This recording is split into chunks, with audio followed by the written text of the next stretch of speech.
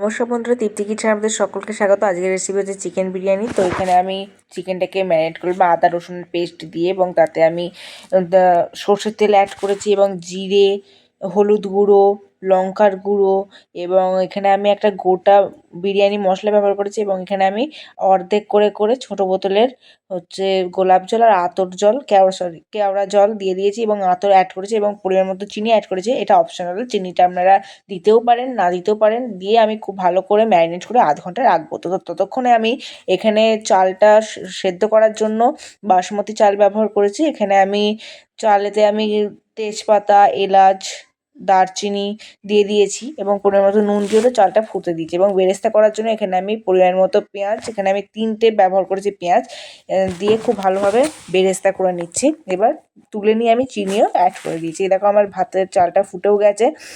এরপর আমি এখানে আবার কড়াইতে তেল গরম করেছি, এবং খুব ভালো করে গরম হয়ে যাওয়ার পর এখানে আমি দেখতেই পাচ্ছ কি সুন্দর ধোঁয়াটা উঠছে। তো এরপর আমি এখানে ডুমো ডুমো করে রাখা আলু ব্যবহার করেছি ভেজে নেওয়ার জন্য। এখানে আমি চন্দ্রমুখী আলু ব্যবহার করেছি।